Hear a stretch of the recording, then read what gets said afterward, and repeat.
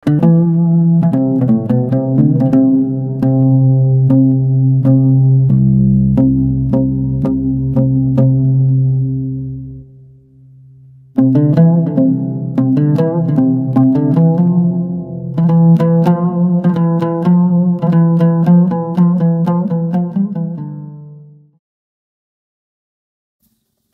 আলাইকুম ওয়া রাহমাতুল্লাহ।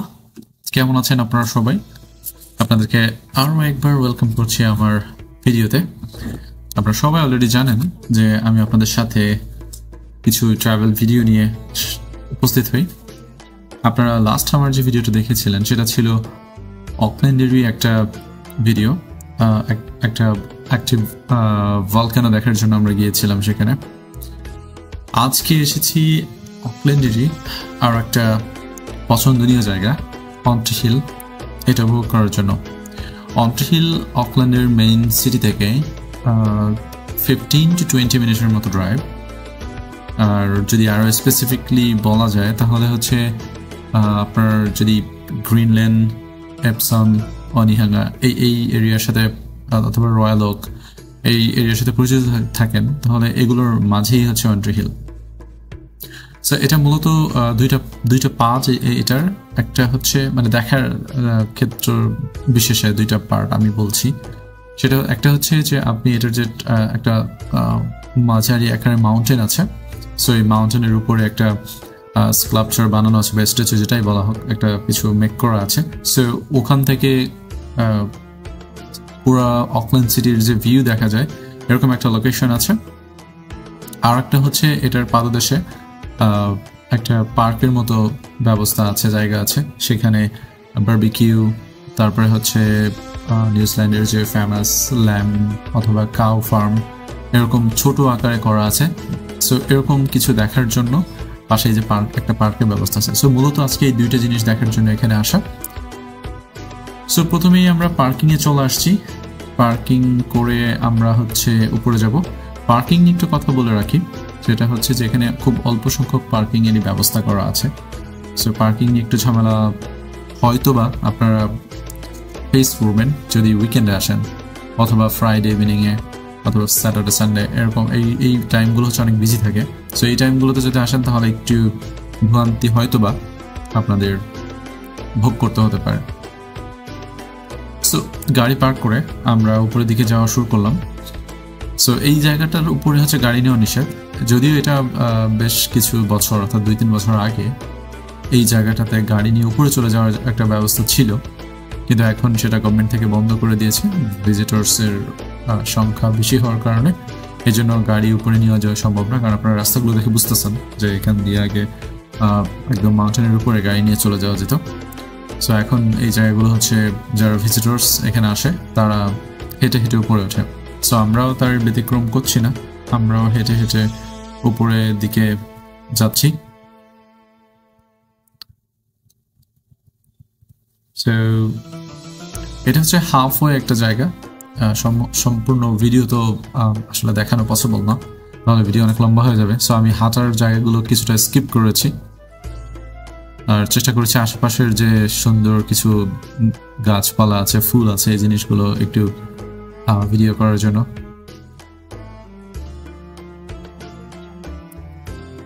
তো যে জায়গাটায় এখন আমি আছি এই জায়গাটা হচ্ছে হাফওয়ে।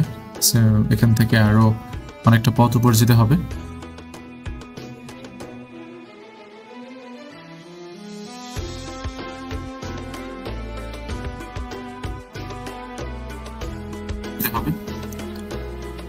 ক্যামেরায় কতটুকু বোঝা যাচ্ছে জানি না, তবে রাস্তা কিন্তু অনেক বেশি খাড়া প্রকৃতির, অর্থাৎ পাহাড়ের দিকে উপরের দিকে উঠে যাচ্ছে।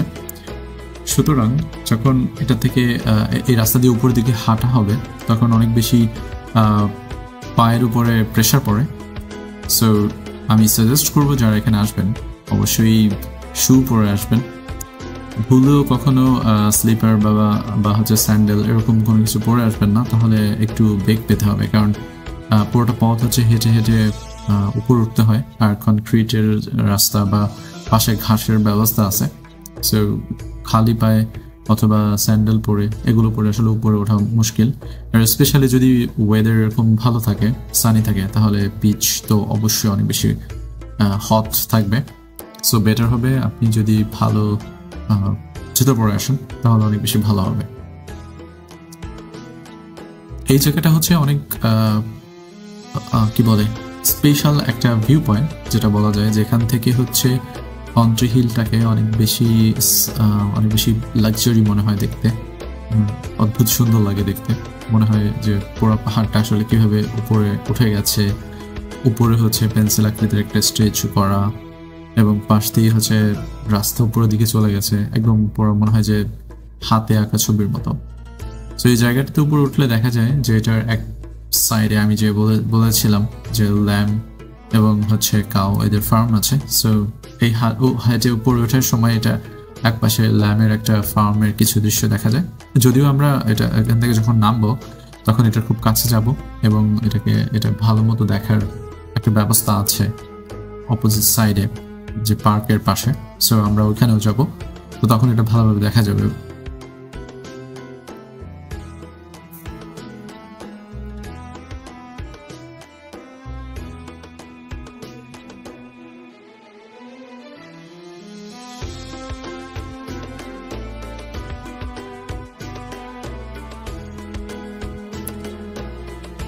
এখানে একটা সাইনবোর্ড দেওয়া আছে অন্ট্রি হিলার, এবং কিছু ইনফরমেশন দেওয়া আছে, অর্থাৎ এই অন্ট্রি হিলার ব্যাকগ্রাউন্ডে যে ইনফরমেশনগুলো, এবং হচ্ছে এই যে এটার পাশেই হচ্ছে ভলকানিক কোনগুলো আছে, এগুলো আসলে কিভাবে ডিসকভার করা হলো, এবং এটা কতটুকু জায়গা নিয়ে, এবং এটার কখন থেকে এই ভলকানোগুলো ডিঅ্যাক্টিভ হলো, কখন থেকে মৃত ভলকানো যেটাকে বলে ডেথ হয়ে গেল।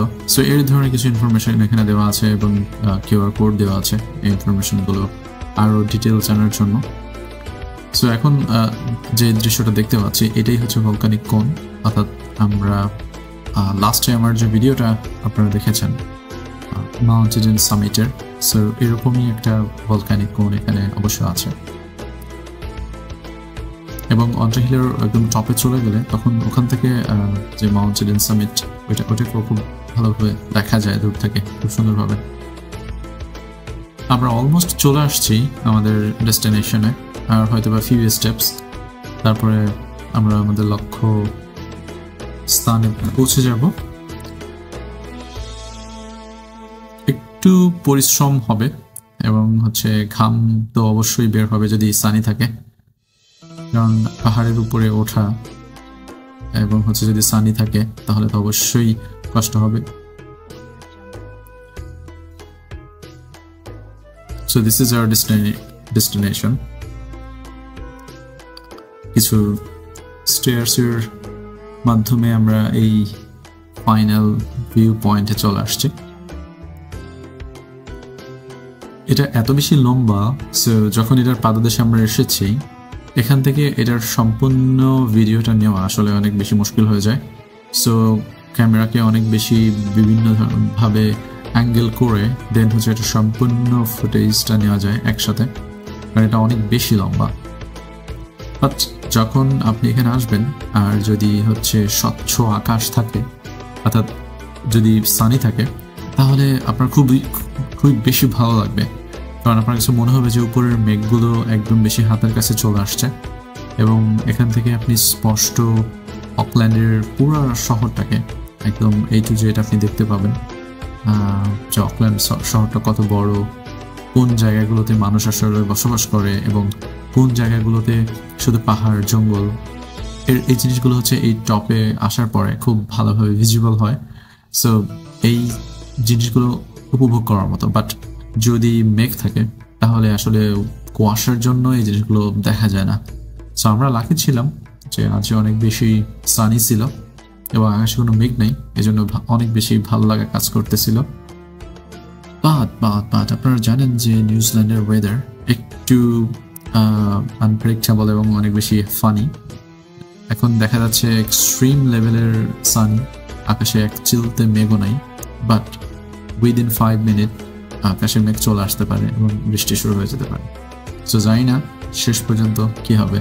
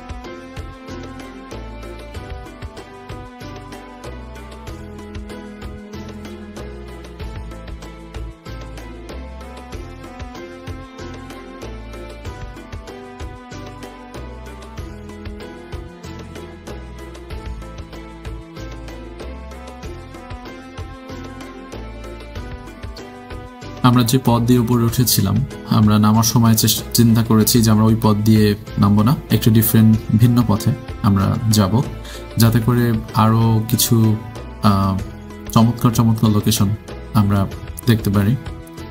সো এই জন্যই হচ্ছে আমরা একটা ভিন্ন একটা পথ, যে পথটা হচ্ছে যদি সানি থাকে তাহলে খুব ভালো, কিন্তু সানি না থাকলে একটু বেশি রিস্কি হয়ে যায়, কারণ পা ফিসলে যদি আমরা পড়ে যাই তাহলে নিচে দেখা যাচ্ছে, এটা ক্যামেরাতে খুব কম বোঝা যাচ্ছে, কিন্তু আপনি যদি এখানে ফিজিক্যালি থাকেন তাহলে এটা খুবই ভয়ঙ্কর।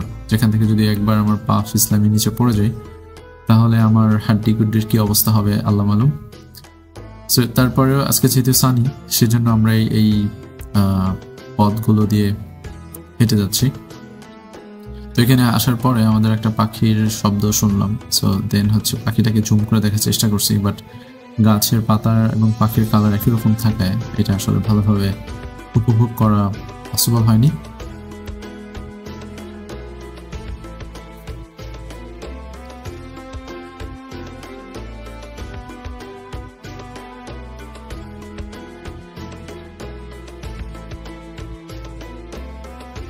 সো যেমনটা আপনাদেরকে বলছিলাম যে নিউজিল্যান্ডের ওয়েদার অনেক বেশি আনপ্রেডিক্টেবল, যে কোনো সময় যে কোনো কিছু হতে পারে। সো আমরা জাস্ট মনে হয় 10 মিনিটেও হয় নাই, উপর থেকে নিচে জাস্ট নামতেছিলাম, পাহাড়ের গা ঘেঁষে হঠাৎ করে বৃষ্টি শুরু হয়ে গেল। দেন হচ্ছে ভিজতে ভিজতে নিচে আসছি, এবং হচ্ছে অনেক বেশি এক্সট্রিম রেইন হয়েছে, প্রায় 30 মিনিটের মতো। সো এই 30 মিনিট আমরা কোনো রকম ভিজে ভিজে গাড়ি পর্যন্ত আসছি। দেন প্রথম অবশ্য কিছু সময় আমরা গাছের নিচে ছিলাম, দেন গাড়িতে আসছি। আসার পরে গাড়ি থেকে এই পাখিটাকে দেখে, হ্যাঁ এটার ভিডিও করতে একটুও ভুলি নাই, খুবই কিউট এবং নতুন একটা পাখি যেটা আমি কখনো আগে দেখিনি। সো যেটা বলছিলাম, বৃষ্টির জন্য আমাদের অবস্থাটা একটু খারাপ হয়ে গেছিল, কারণ হচ্ছে আমরা অনেক বেশি ব্যাড ফিল হচ্ছিল যে আর একটা ভিউ পয়েন্ট আছে আমাদের, এটা দেখতে যাব। বাট যেহেতু আসছি অবশ্যই দেখে যাওয়ার চিন্তা মাথা থেকে যাচ্ছে না। সো আমরা গাড়ির ভিতরে হিটারটা একটু অন করে দিচ্ছি যাতে করে আমাদের পোশাকগুলো শুকিয়ে যায়, এবং আমরা কষ্ট করে ড্রেসগুলো হালকা শুকিয়ে নিয়ে চলে আসছি যে পার্কের কথা বলেছিলাম অন্টার হিলের অপোজিট সাইডে, সেটা দেখতে। তো এখানে আসতেই প্রথমে এই ফ্লাওয়ার গার্ডেনটা সামনে আসে, এবং ফুলগুলো দেখে একদম মন একদম জুড়িয়ে যায়, যে পুরোটা গাছে শুধু ফুল ফুল অ্যান্ড ফুল, এবং পাখি কত সুন্দরভাবে ফুলের ভিতর থেকে মধু খাচ্ছে, বা কি খাচ্ছে আমি জানি না, মনে হচ্ছে মধু খাচ্ছে, বাট আমি জানি না আসলে ফুলের ভিতর থেকে আসলে মধু নাকি অন্য কিছু পাখি খাচ্ছে।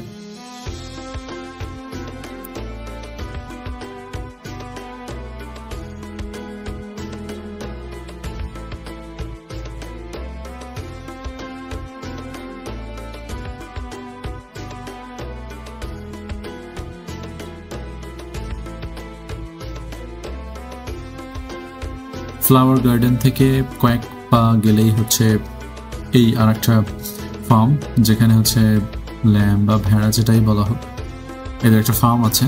সো এই ফার্মের খুব কাছে আপনি যে এদেরকে ধরতে পারবেন, হাত দিয়ে এদেরকে স্পর্শ করতে পারবেন, এবং সেটা খুবই অন্যরকম একটা ফিলিংস কাজ করে। একটা ইনফরমেশন আপনাদের সাথে শেয়ার করি, সেটা হচ্ছে যে নিউজিল্যান্ডে যতগুলো মানুষ আছে, মানে যত মানুষ আছে, পপুলেশন যা আছে, তার থেকে বেশি সংখ্যক হচ্ছে এই ল্যাম্ব বা ভেড়া যেটাই বলি আমরা, এটা আছে।